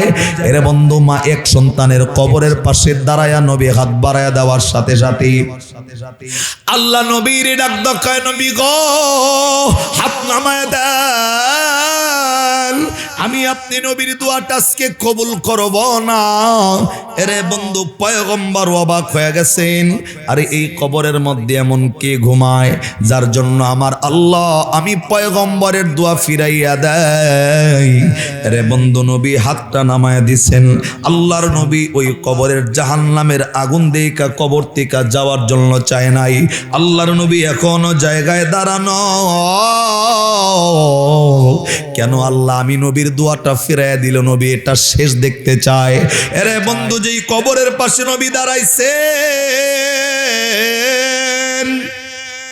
আল্লাহর নবী কবরের পাশে দাঁড়ানোর পর ওই কবরস্থানে যতগুলা কবর ছিল আল্লাহর নবী সমস্ত কবরবাসীদের গার্জিয়ানদেরকে আল্লাহর নবী ডাকলেন, এরে পৌলি এলাকার ভাইরা আমি আপনাদেরকে বলবো গভীর মনোযোগটা লাগায় আমলের নিয়তে কথাটা শোনেন না। এরে বন্ধু, আল্লাহর নবী কবরের জাহান্নামের আগুনের জন্য মাপ চাওয়ার পর আল্লাহ যখন হাতটা নামায় দিতে বলছে, নবী কবরস্থান থেকে চইলা যায় নাই, ওই কবরের পাশে দাঁড়াইয়া ওই কবরস্থানে যতগুলা কবর ছিল সমস্ত কবরবাসীর গার্ডিয়ানদেরকে আল্লাহর নবী ডাকছে, এই কার কার কবরের মানুষগুলা জীবিত আছো, আসো এই কবরস্থানের পাশে এসে দাঁড়াও। এরে বন্ধুরি, আল্লাহর নবী সমস্ত কবরবাসীর গার্ডিয়ানদেরকে ডাকলেন। সব কবরের গার্ডিয়ান গুলা আস্তে আস্তে করে যার যার কবরের কাছে আইসা দাঁড়ায় গেল। আরে বন্ধু, নবী যেই কবরবাসীর জন্য যাকে ডাকা হইছে, যেই কবরে জাহান্নামের আগুন জ্বলে, আল্লাহর নবী তাকাইয়া দেখেন এই কবরের কোনো গার্ডিয়ান এখনো পর্যন্ত কবরের পাশে এসে দাঁড়ায় না। আরে বন্ধু, আল্লাহর নবী অবাক হইয়া এলাকার মানুষগুলাদেরকে ডাক দেয়, বন্ধু এই যে সকল কবরের গার্ডিয়ান গুলা চলে আসলো, কিন্তু এই কবরের কি কোনো গার্ডিয়ান বেঁচে নাই? এই কবরের কোনো গার্ডিয়ান কি কোনো বেঁচে নাই? এলাকার মানুষগুলা ডাক দেয়, জোরা একজন গার্ডিয়ান আছে অত্যন্ত বৃদ্ধ, ওই লোকটা তো তেমন হাঁটতে পারে না, একজন মহিলা আছে এই কবরের মধ্যে, একজন মহিলার সন্তান কবরের মধ্যে ঘুমায়, মহিলাটা ভালোভাবে হাঁটতেও পারে না, চলতেও পারে না, ওই মহিলাটা এখনো জীবিত। আল্লাহর নবী ডাক কয়, মহিলাটা কি এখানে আসবে না? তিনি কি খবর পায় নাই? এলাকার মানুষ ডাক কয়, হুজুর তার পর্যন্ত খবর চলে গেছে। নবী দীর্ঘ সময় অপেক্ষা করার পর নবী তাকাইয়া তাকাইয়া দেখেন একেবারে একজন বৃদ্ধ মহিলা লাঠিতে ভর করে করে আস্তে আস্তে করে ওই কবর পাশে আইসা দাঁড়ায় গেল। রে পৌলি এলাকার ভাই, আল্লাহর নবী ওই কবরের পাশে মহিলাটা আইসা দাঁড়াইলেন। নবী আস্তে করে ওই বৃদ্ধ মহিলাটারে ডাক দেয়, মা গো আমি জানতে চাই তুমি কি জানো এই কবরের মধ্যে কে ঘুমায়? রে বন্ধু, মহিলাটা আস্তে করে চোখের পানিটা ছেড়া দিয়া ডাক দেয়, হুজুর এই কবরের মধ্যে আমার একমাত্র কলিজার টুকরা সন্তান ঘুমায়। আল্লাহর নবী ডাক দেয়, মা গো জাননি জাননি আল্লাহ রাব্বুল আলামিন তার কোন ভুলের কারণে জানো তোমার সন্তানের কবরে আল্লাহ জাহান্নামের আগুন জ্বালায়া দিছে। আরে মা, একটু সন্তানের জন্য দুইটা হাত বাড়াইয়া আল্লাহর কাছে দোয়া করো না, আল্লাহ রাব্বুল আলামিন যেন এই সন্তানের কবরের আযাবটা মাফ কইরা আল্লাহ সন্তানের কবরটা যেন জান্নাতের বাগান বানায় দেয়। রে বন্ধু, নবী কথাটা বলার সাথে সাথে আল্লাহর নবীর সামনে মহিলাটা হাত বাড়াইয়া আপনার আমার মালিক আল্লাহরে ডাক দেয়, আল্লাহ আমি জানি না এই কবরে সন্তানের কবরে জাহান্নামের আগুন দিছো নাকি, কিন্তু তোমার নবী ডাক দেয় সন্তানের কবরে নাকি জাহান্নামের আগুন জ্বলে। এর মা আল্লাহর কাছে ডাকদা বলতেছেন নিজের মাই, আল্লাহ শুধু সত্যি সত্যি আমার সন্তানের কবরে জাহান্নামের আগুন দিয়া থাকো, আমি তোমার কাছে দোয়া করি আল্লাহ আমি মায়ের দোয়াটা কবুল কইরা আমার সন্তানের কবরটা জাহান্নামের আগুন যেইভাবে জ্বলতেছে আমার সন্তানের কবরের জাহান্নামের আগুনটা আগের চাইতে আরো বহু গুণে বাড়ায়া দিবা। জবান বন্ধ নয়, আওয়াজ করে কন্যা নাউজুবিল্লাহ। আরে বন্ধু, নবী যেটা কল্পনাও করে না, এলাকার মানুষ যেটা কল্পনা করে নাই, নিজের মা হাত বাড়াইয়া দিয়া চোখের পানি ছাইরা আল্লাহরে ডাক দেয়, আল্লাহ যদি সত্যি সন্তানের কবরে জাহান্নামের আগুন জ্বলে, আল্লাহ আমার সন্তানের কবরের জাহান্নামের আগুনটা আরো বাড়ায়া দাও, আগের চাইতে বাড়ায়া দাও। রে বন্ধু, দুনিয়ার জমিনে কোনো মা বাবা যখন সন্তানের জন্য হাত বাড়ায়া দোয়া করে, পৌলি এলাকার মানুষ আল্লাহর কসম করে আপনাদেরকে কথাটা শোনায়া দেয়া যায়, কোনো মা বাবা সন্তানের জন্য যদি দোয়া করে আর বদদোয়া করে, আল্লাহ ডাক দেয় আসমান থেকে জমিন পর্যন্ত কোনো পর্দা থাকে না। তোর মা যদি তোর জন্য দোয়া করে, আমি আল্লাহ রাব্বুল আলামিন বিদ্যুৎ আকার যেমনে বিদ্যুৎ চমকায়, আল্লাহ ডাক দেয় এর চাইতে আমি তোর মা বাবার দোয়াটা আগে কবুল করে নেই পর্দা ছাড়া। রে বন্ধু, মহিলাটা আস্তে করে ডাক দেয়, আল্লাহ আমার সন্তানের কবরটা তুমি জাহান্নামের আগুন বাড়ায় দাও। আল্লাহর নবীর সাথে সাথে মহিলার কথা শুনে অবাক হয়ে গেছে। রে বন্ধু, নবী মহিলাটারে ডাক দেয়, মা গো আল্লাহ, মহিলাটারে নবী ডাক দেয়, মা গো বলো না কেন সন্তানের জন্য বদদোয়া দিলা? এরে মা, জানোনি এমনি সন্তানে জাহান্নামের আগুনে জ্বলতেছে, তোমার বদদোয়া শুনে আল্লাহ তো সন্তানের কবরে জাহান্নামের আগুন আরো বাড়ায় দিবে। এরে মা, বলো না কেন সন্তানের জন্য বদদোয়াটা দিলাম?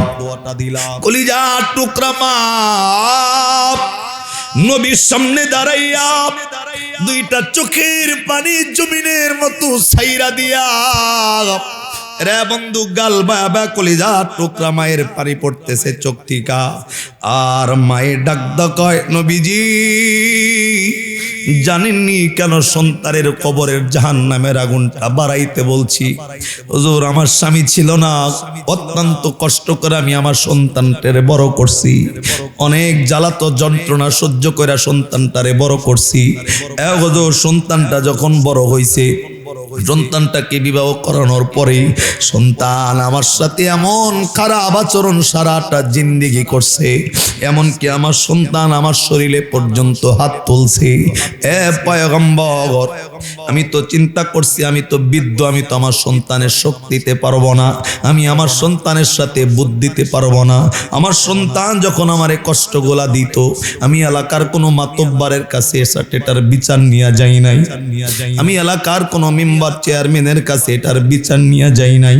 আমি মা সন্তানের কষ্টগুলা সহ্য করতে না পাইরা, আমি তো আমার কাপড়ের আঁচলটা এমনি বের কইরা আমি প্রত্যেকটা দিন আল্লাহরে বলে রাখছি, আল্লাহ সন্তানের লগে তো শক্তিতে আমি পারবো না।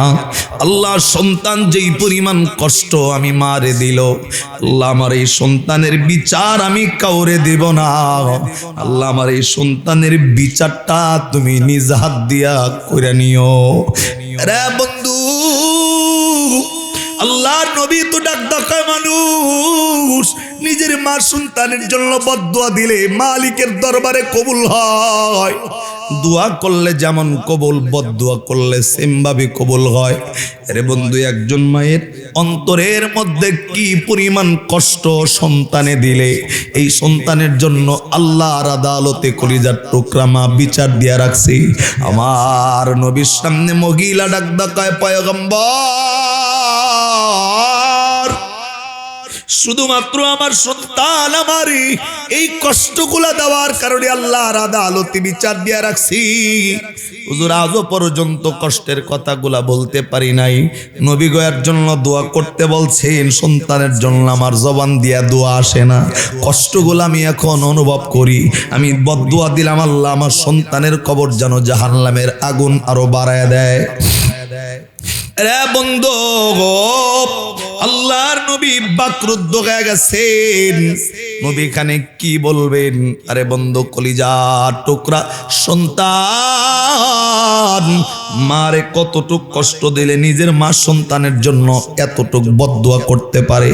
রে বন্ধু, এই জায়গায় অনেক নাফরমান সন্তান আপনার আমার এলাকার মধ্যে থাকতে পারে। রে বন্ধু, যে নাফরমান গুলা 2 বছর 3 বছর হয়ে গেছে, কলিজার টুকরা মারে ডাক পর্যন্ত দেয় না, নিজের বাপের বাপ বইলা ডাকে না। রে বন্ধু, আমি তো মনে করি যেই মায়ের লগে ঝগড়া করছো, বাপের লগে ঝগড়া করছো, যে কোনো কারণে যদি করো, এমন যদি হয় আগামীকালকে সকালবেলায় ফজরের নামাজের পরে তোমার বাবার চেহারা দেখতে পারবা না। যদি এমন হয় ফজরের নামাজের আগে তোমার বাবা দুনিয়ার জমিন থেকে ইন্তেকাল করলো, যদি এমন হয় ফজরের নামাজের আগে তোমার মা দুনিয়ার থেকে ইন্তেকাল করলো, ঝগড়াটা যে করলা কাল লগে ঝগড়া করবারে ভাই। যেই বাপ দুনিয়ার থেকে বিদায় হয়ে গেছে, এই বাপের লগে আর ঝগড়া করে কি হইব? যেই মা দুনিয়ার থেকে বিদায় হয়ে গেছে, এই মা যদি ইন্তেকাল করে কাল লগে আর ঝগড়া জুড়া দিবা? রে বন্ধু,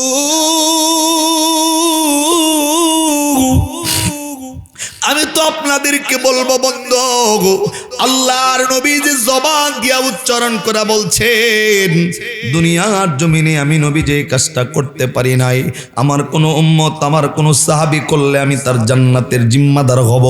নবী যেই কাজটা করে না, এই কাজের নাম হইল আল্লাহর নবী নিজের মায়ের খেদমত করতে পারে নাই, নিজের বাপের খেদমত করতে পারে নাই। পৌলি এলাকার কোনো মানুষ নিজের মায়ের খেদমত করলে আল্লাহ তার জান্নাতের জিম্মাদার। পৌলি এলাকার কোনো মানুষ বাপের খেদমত করলে আল্লাহ তার জান্নাতের জিম্মাদার। রে বন্ধু, জানুনি আল্লাহর নবী আখিরি জামানার পয়গম্বর, সাহাবায়ে কেরাম নিয়ে বসে কথা বলতেছিলেন। হঠাৎ করে একজন মহিলা আয়েশা নবীরে মোহাম্মদ মোহাম্মদ বলা বলা ডাকতেছিল। সাহাবায়ে কেরাম অবাক হয়ে গেছে, কে নবীরে মোহাম্মদ মোহাম্মদ বলা ডাক দেয়? রে বন্ধু, সাহাবায়ে কেরাম রে নবী ডাক দকের সাহাবী একটু দূরে চইলা যা না, কে যেন আসতেছে। রে বন্ধু, সাহাবায়ে কেরাম দূরে চলে গেল। আল্লাহর নবীর সামনে একজন মহিলা আসছেন। মহিলা আসার সাথে সাথে আল্লাহর নবীর মাথার মধ্যে একটা পাগড়ি বাঁধা ছিল। আল্লাহর নবী মাথার পাগড়িটা খুইলা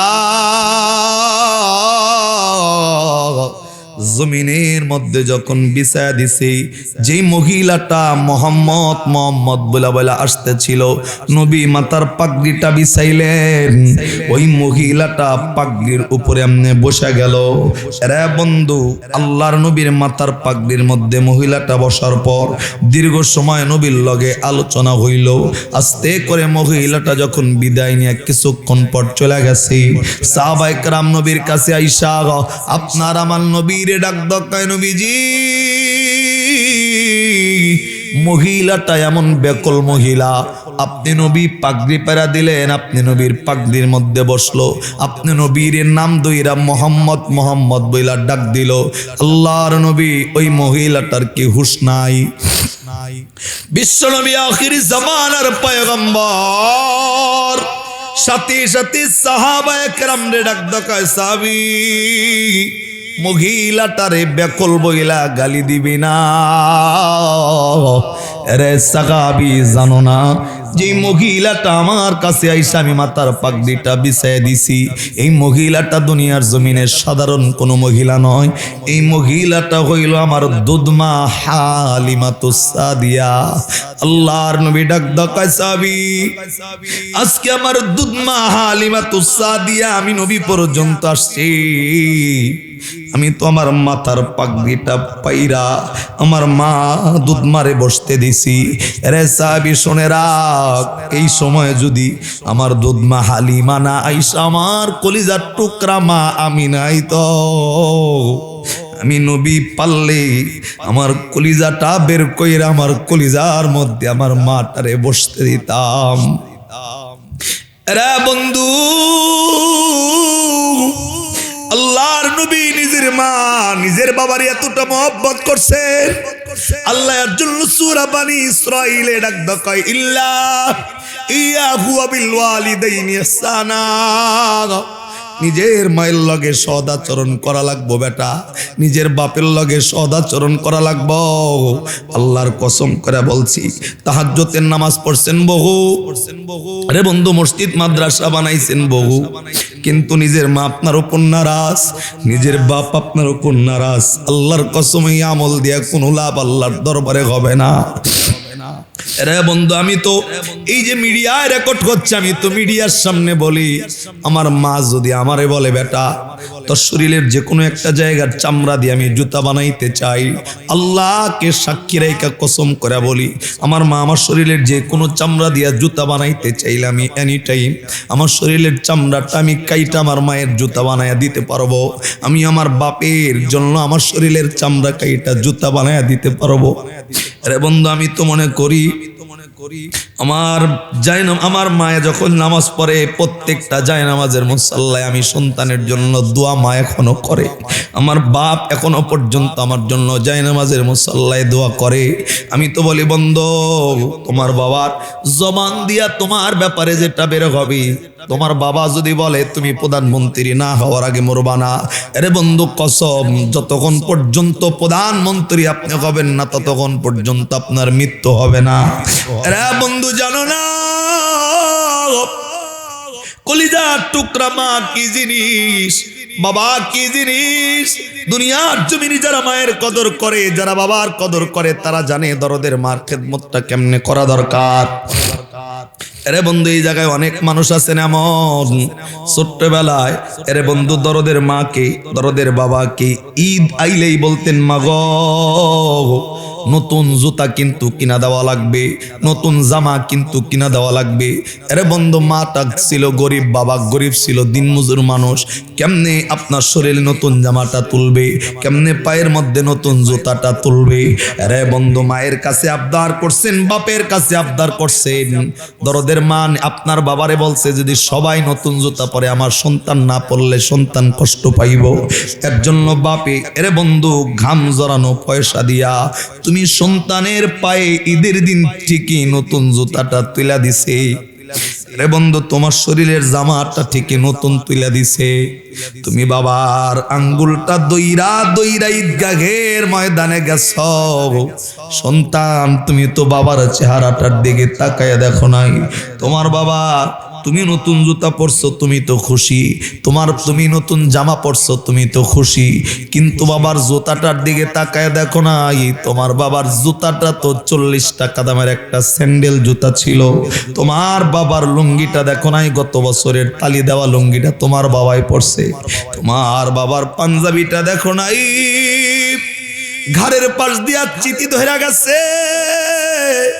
তারপরেও সন্তানের শরীরে নতুন জামা তুলছেন। তোমার লগে হাইটা যাওয়ার সময় যে পাঞ্জাবিটা পরছি, এই পাঞ্জাবিটা বাবার পিছনে স্মৃতি পরা পাঞ্জাবি।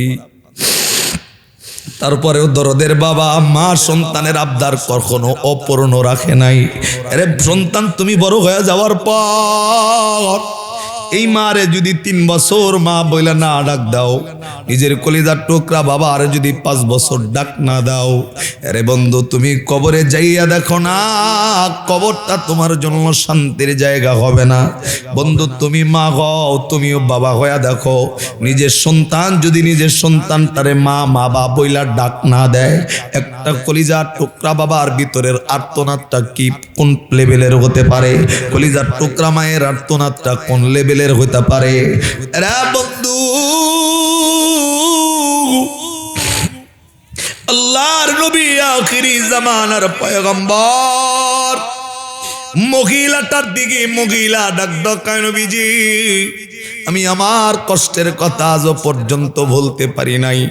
এর জন্য আমি সন্তানের জন্য বদদুয়া দিছি, আল্লাহ যেন আমার সন্তানের কবরে জাহান্নামের আগুন বাড়ায়া দেয়।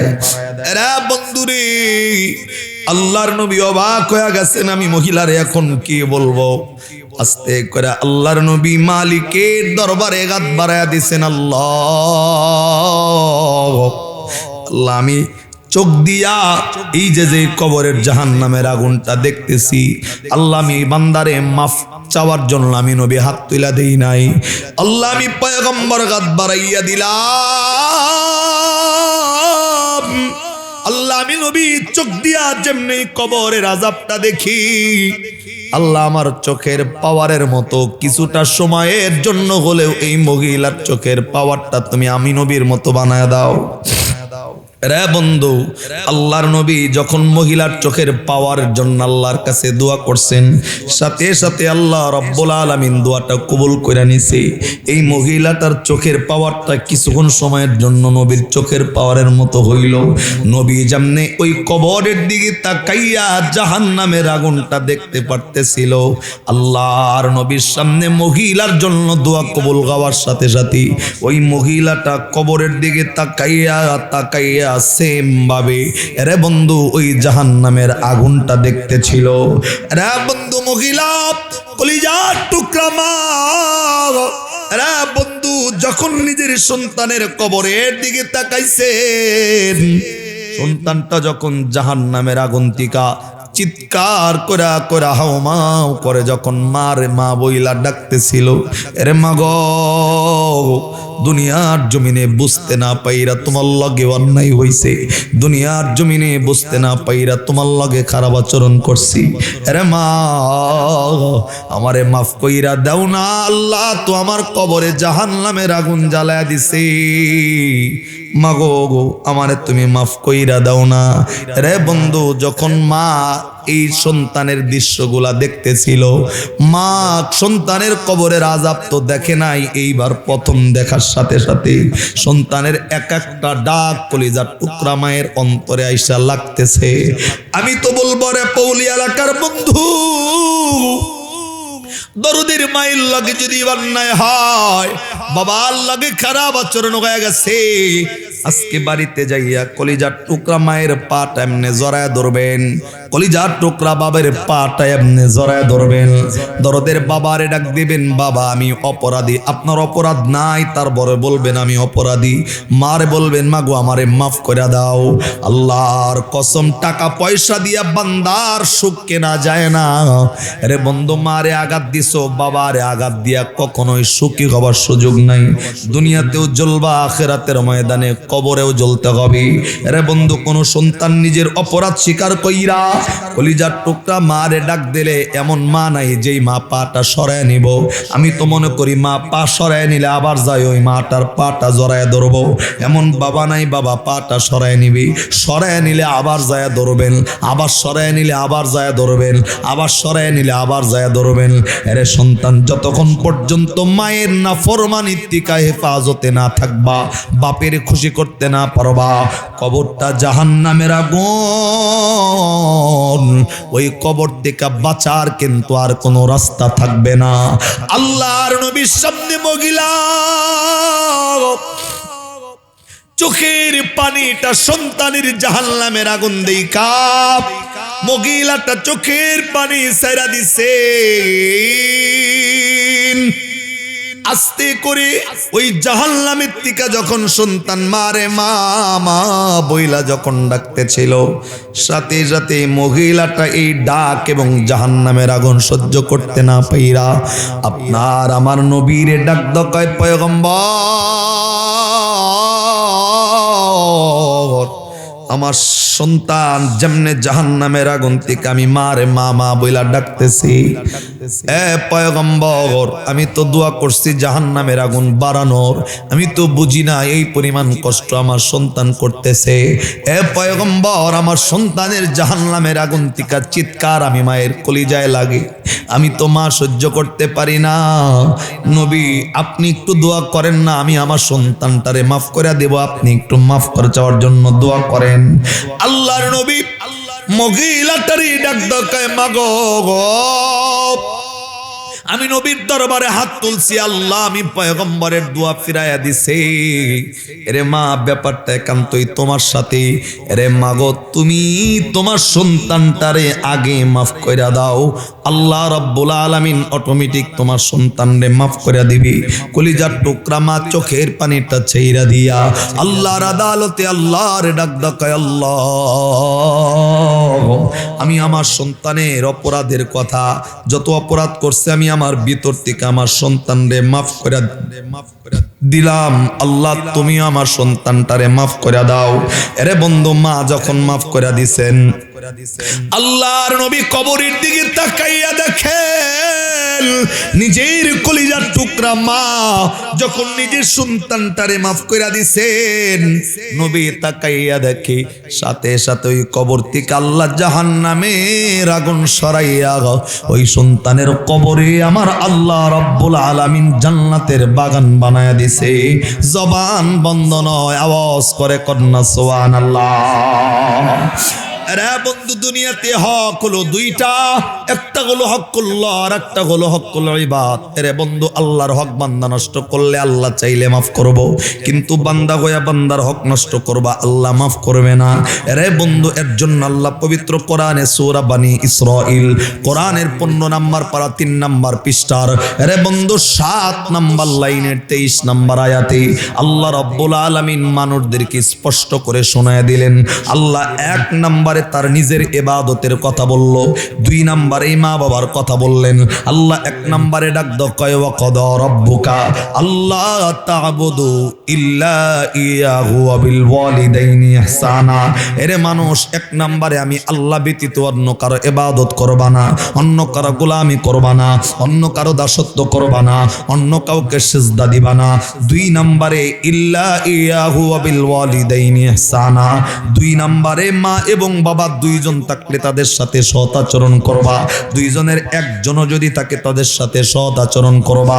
এমন কাজ করবা না যেই কাজের দ্বারা মা উহ শব্দ পর্যন্ত বলে, এমন কাজ করবা না যেই কাজের দ্বারা বাবা উহ শব্দটা বলে। আল্লাহ ডাক দকায় তোর মা বাবা যদি তোর উপর নারাজ, তোর মা তোর উপর যদি খুশি হয়, আমি আল্লাহ জানায় দিলাম তোর মা বাবা যদি তোর উপর খুশি থাকে, আমি আল্লাহ তোর উপর খুশি হইয়া যাব। কবরে ঢুকবি বান্দা, তোর কবর আমি আল্লাহ জান্নাতের বাগান বানায় দিব। জবান বন্ধ নয়, আওয়াজ করে কোন সুবহানাল্লাহ, আরো আওয়াজে কন্যা সুবহানাল্লাহ। আরে বন্ধু, যেই মা বাবার খেদমত করলে নবী জান্নাতের জিম্মাদারের ঘোষণা নিল। আরে বন্ধু, যেই মা বাবার খেদমতের মধ্যে দুনিয়াতেও শান্তি আখিরাতেও শান্তি, যেই মা বাবার সাথে সৎ আচরণটা আল্লাহ ফরজ করে দিলেন, যেই মা বাবার খেদমতটা আল্লাহ ফরজ করলেন, যেই মা বাবার খেদমতের ব্যাপারটা আল্লাহ কোরআনের আয়াত নাজিল কইরা তার ইবাদতের পরে জানান দিলেন। আমি পৌলি এলাকার মানুষদেরকে বলবো, বন্ধু আজকের এই মাহফিলে থাইকা অন্তরের নিয়তটাকে খালেস কইরা আল্লাহর কাছে একটা ওয়াদা দেওয়া লাগবে। মা বাবা যার আছে কিংবা 1জন বা 2জন যারা আছে, একটু হাত তুইলা আল্লাহর একটা ডাক দেন না, আল্লাহ।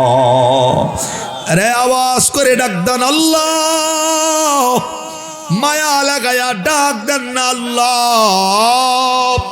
মালিক আল্লাহ, আমরা যাদের দুনিয়ার জমিনে এখনো পর্যন্ত মা বাবা জীবিত রাখছো, আল্লাহ তোমার কাছে একটা ওয়াদা দিতেছি, যতদিন বাঁচবো এমন আচরণ যেন আমার মাধ্যমে না হয়, যে আচরণের দ্বারা কলিজার টুকরা মা কষ্ট পায়, এমন আচরণ যেন আমার মাধ্যমে না হয়, যে আচরণের দ্বারা আমার বাবা কষ্ট পায়। আল্লাহ দুনিয়াতে মা বাবার খেদমত কইরা আল্লাহ পরকালে জান্নাতের ব্যবস্থা করে দিও। আল্লাহ হাত তোলা মানুষ যারা হাত তুলা দিছে, আল্লাহ তোমার কাছে ওয়াদাবদ্ধ হচ্ছি, আমরা যারা মা বাবার সাথে বেয়াদবি করেছি, আল্লাহ মা বাবার পাও দইরা মাপ নিব। আল্লাহ মা বাবার নাফরমানি করব না, আল্লাহ মা বাবার সাথে খারাপ আচরণ করবা না। রে পৌলি এলাকার মানুষ, জবানটা খুইলা অন্তর দিয়ে আল্লাহর কাছে একটা স্বীকৃতি দিবেন, নিজের লজ্জাটাকে ছেড়ে দিয়া। আজকের পরে মা বাবার সাথে যাদের দুশ্মনী ছিল, মা বাবার সাথে যাদের নাফরমানি ছিল, এরে বন্ধু দুশ্মনী ভুইলা গিয়া কলিজা টুকরা মা বাবার সাথে উত্তম আচরণ করার ইচ্ছা আপনার আমার অন্তরে আছে না নাই? আরে চিল্লা বলেন, আছে না নাই? আল্লাহর একটা মায়া কইরা ডাক দেন না আল্লাহ, আর একটু আওয়াজে জবানটা খুলে ডাক দেন না আল্লাহ, আর একটু মায়া লাগায়া ডাক দেন না আল্লাহ। আল্লাহ আমাদের আজকের এই নিয়ত কবুল করো। আল্লাহ আজকের আলোচনা জিন্দেগিতে বাস্তবায়ন করার তৌফিক দান করো। আল্লাহ আমাদের মা বাবা যারা আছে, ওই মা বাবার খেদমত করে আল্লাহ দুনিয়াতে জান্নাতের সার্টিফিকেট অর্জন করার তৌফিক আমাদেরকে দান করো। একটা বান্দার জবান বন্ধ নয়, চিল্লায়া বলেন আমিন।